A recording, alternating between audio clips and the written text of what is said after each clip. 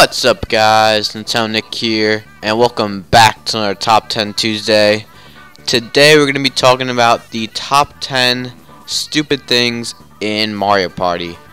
Now, for this list, I'm mainly just counting the things that are ridiculous and are unfair in Mario Party, and I'm mainly going to be focusing on the older Mario Parties because those are the better ones in my opinion. So you probably won't see much from Mario Party 9 and 10, but you'll see a lot from the original 3 and the ones on the GameCube. So without further ado, let's start with number 10. At number 10 we have Rolling Low. Now I know Rolling Low really isn't that much of luck based, it's basically just rolling a dice, so there really isn't much luck involved, I guess. There's a bit of skill, but it's really hard to time the dice block, especially since you can see what number it's going to be, but it goes very fast.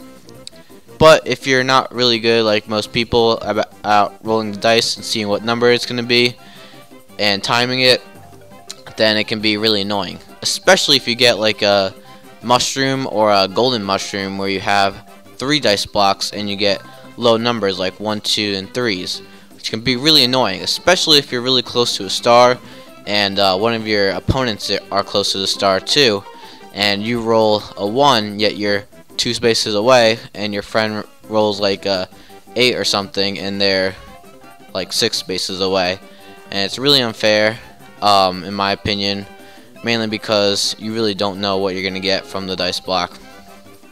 Anyway, on to number 9. At number 9 we have Duels. Now Duels can be especially annoying in the later games. In the first 2 games, I think even the 3rd game too, when you dueled, you could only duel for coins. But in the later games, you could actually duel for stars, which can be really annoying and really unfair. Basically like a chance time, but you do have a bit of skill involved with the duel itself. But it can also be unfair because some person can have a lot of stars or coins, and there's an option where you can take all coins from whoever wins, and or stars I think even, so it can be really unfair because someone could have 100 coins, the other person could have 20, and stealing all the guy with 100 coins is a lot more unfair than stealing the guy with 20 coins. So it can be unfair in essence, but I think it is random in the later games when you win a duel what you get in return, so you don't get to choose, which makes it at number 9. Anyway, on to number 8. At number 8 we have Mario Party 1. Now Mario Party 1 was the first Mario Party game, but there was a lot of things wrong with it and a lot of stupid things in it, including the warp blocks, which would teleport you randomly with another player, and could happen at any time and could be a total game changer, especially if you're close to the star and it randomly appears and you swap places with another person. And also the Boo, which would steal coins for free in this game, where in the other games you would have to pay 5 coins. And also when you steal the coins, it was completely random. You could get anywhere from like 2 to I think like 10 coins, which was completely random. And then also the 1v3 mini games you could lose coins, and I think in other games too, where you could actually lose coins in mini games, which was completely ridiculous.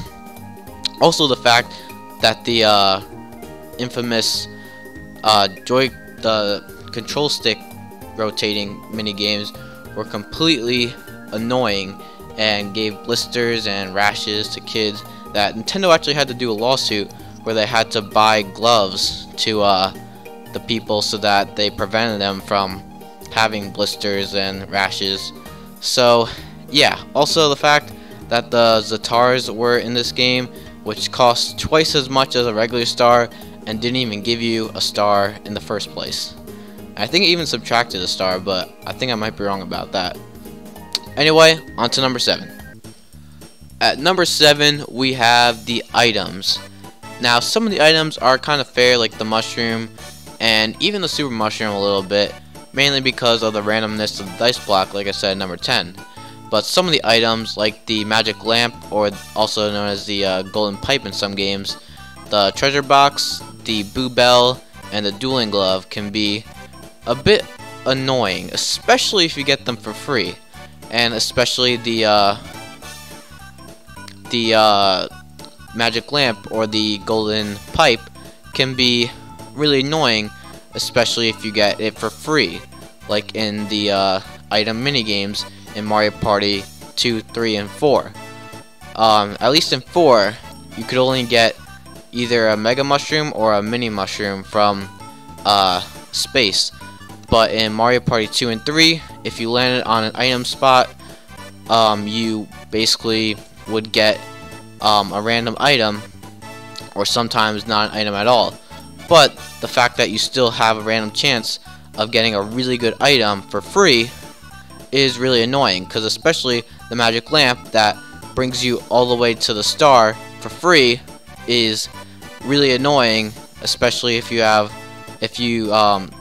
like an opponent that is right next to the star, which could be you, and someone just pulls a magic lamp and gets there right before you, even though he's on the all the way on the other side of the map. So yeah. Anyway, on to number 6. At number 6, we have 1v3 minigames.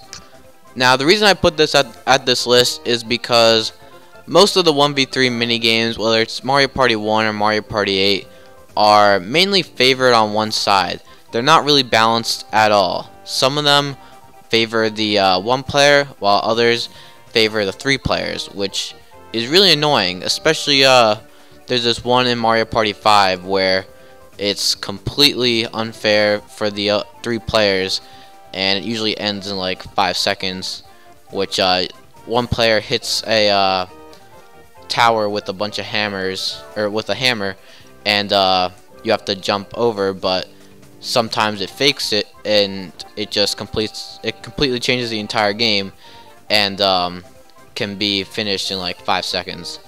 So yeah, and especially in the Mario Party 1, like I said before, the 1v3 minigames, you could actually lose coins depending on what minigame it is. Like the shell turtle bowling one, if you get hit, you lose 5 coins, and the one person who's throwing the turtle shell gets that 5 coins. So basically stealing 5 coins from you in a minigame that you don't choose to do. So it's kind of ridiculous, and that's why it's at number 6. Anyway, on to number 5. At number 5, we have Boo.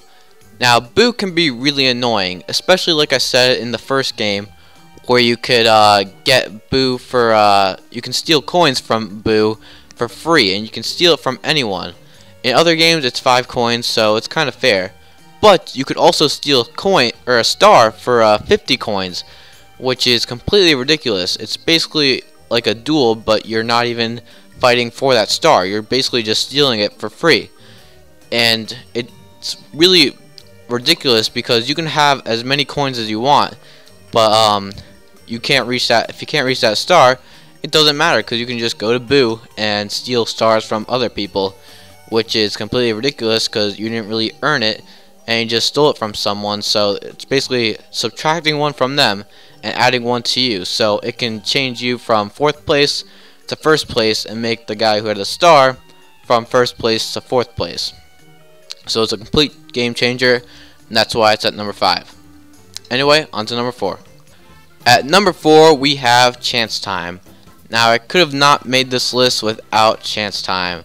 Now, Chance Time can be either completely pointless or can be a complete game changer. Depends on what you have. If you don't have anything and your partner doesn't have anything, well then swapping stars or giving a star won't really matter, because it will just say the player doesn't have a star, so you can't give it a star. But other times it can be a complete game changer, like swapping stars, where one person has 3 stars while the other one has 0, and swapping stars, now that person's in 1st while the other person who swapped it is in dead last. And it's completely ridiculous. But the reason it's so low on this list, a lot of people hate it, but the reason it's low is because sometimes it's just completely wasteful, and it's just not really, doesn't really do anything. It's just a complete waste of time. But other times it can be really annoying, and like I said, can be a complete game changer. But yeah, just, and also the fact that like you have to land on this special space, which there really aren't many of them. I think there are a lot in the first game, but in the second and third game there really aren't much. So that's why it's only at number 4. Anyway, on to number 3. At number 3 we have hidden blocks. Now hidden blocks are scattered around the map, and when you land on them you can either get coins or a free star, which is completely ridiculous because stars are usually 20 coins, but you can land on a special spot which just gives you a star for free. And also, even getting the coins is still pretty good because you can get like 24 coins from them, and that's enough to buy a star. All you have to do is just get to it, and you're basically just getting a free star because you're getting the cash just for free from a hidden block. So yeah, you're just getting things that you don't even earn, and it's completely luck based and ridiculous. Anyway, on to number 2.